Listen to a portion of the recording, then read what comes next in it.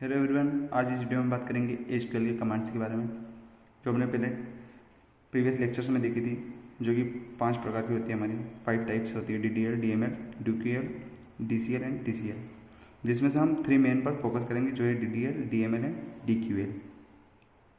और जो इनके ऑपरेशन है, जैसे क्रिएट, अल्टर, रीनेम, और ये जो ऑपरेशन है ये हम नेक्स्ट लेक्चर में देखेंगे, लेकिन इस लेक्चर में हम इसको कंप्लीट ओवरव्यू देख लेंगे जो हमारे लिए इम्पोर्टेंट है। और इसके अलावा हम स्कीमा और इंस्टांस क्या होता है उसके बारे में भी हम आज इस वीडियो में बात करने वाले हैं। तो आइए वीडियो को स्टार्ट करते हैं। सबसे पहले मैं आपको रिकमेंड करूंगा कि जो आपने प्रीवियस लेक्चर्स अगर आपने नहीं देखे तो उनको आप पहले देख लीजिए, अगर आपको एसक्यूएल को डिटेल में समझना है। और अगर आपको सिर्फ स्कीमा और इंस्टांस समझना है तो आप इस वीडियो को देख सकते हैं। तो आइए वीडियो को हम स्टार्ट करते हैं।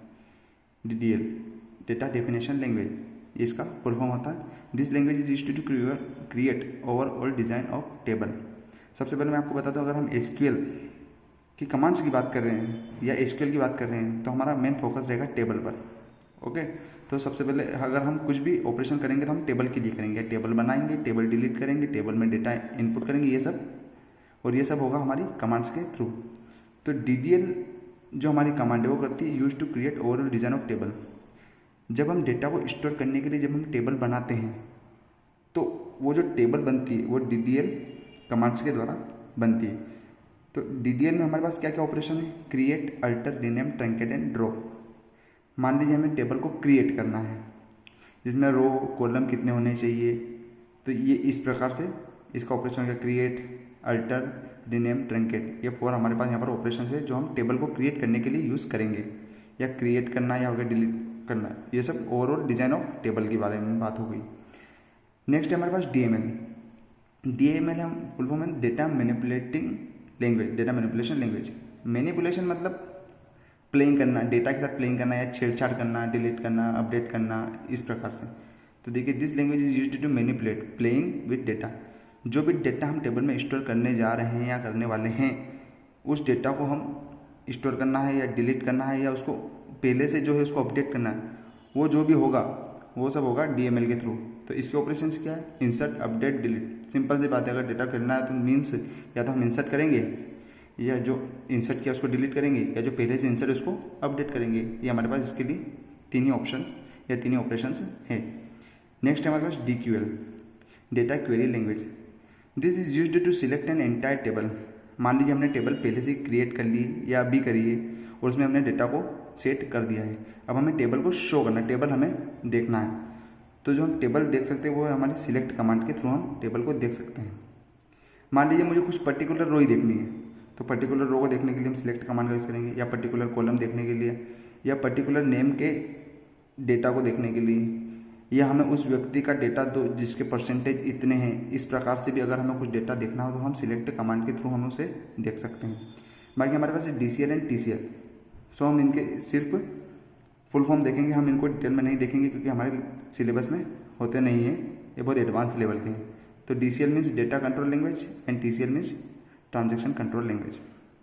ये तो हो गई हमारी SQL कमांड्स। और जो हमारे ऑपरेशन है इनको हम कन्वर्ट करेंगे, मीन्स जब हम कोड लिखेंगे वो हम नेक्स्ट लेक्चर में देखेंगे। अभी हम सिर्फ ओवरव्यू देख रहे हैं। अब हम बात कर लेते हैं स्कीमा और इंस्टांस की कि स्कीमा और इंस्टांस क्या होता है।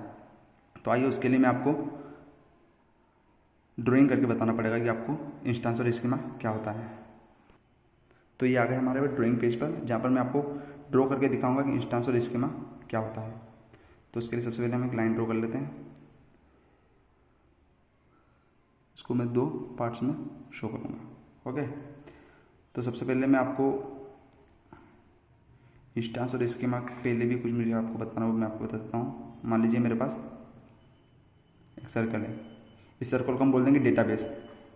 अगर हमें एक सिंगल टेबल भी बनानी है तो उसके पहले हमें डेटाबेस बनाना जरूरी है। बिना डेटाबेस के हम टेबल नहीं बना सकते, क्योंकि जो भी हमारी टेबल जो भी हम क्रिएट करते हैं वो टेबल डेटाबेस में ही स्टोर होती है। तो सबसे पहले हम यहाँ पर डेटाबेस बना लेते हैं। ये हमारा डेटाबेस है, ठीक है। ओके, देन इसके बाद हम टेबल से बनाएंगे। ये टेबल 1, टेबल 2। मान लीजिए हमारे पास 2 ही टेबल है, ये हो गया हमारा T1, ये हो गया हमारा T2, और ये जो हमारा ओवरऑल ये है हमारा डेटाबेस। तो अगर हम 2 टेबल भी बनाना चाहें तो सिंगल डेटाबेस में बना सकते हैं, हम मल्टीपल टेबल्स एक सिंगल डेटाबेस में बना सकते हैं। और अगर हमें सिंगल टेबल भी बनाना है तो उसके लिए भी सिंगल डेटाबेस एटलीस्ट लगेगा ही लगेगा। तो विदाउट डेटाबेस हम टेबल को नहीं बना सकते। यहाँ से हमें समझ में आ गया। तो सबसे पहले हमें डेटाबेस बनाना होता है, ये हो गई अलग बात। अब मैं बात कर लेता हूँ स्कीमा और इंस्टांस की। तो आइए उसको हम जल्दी से समझ लेते हैं।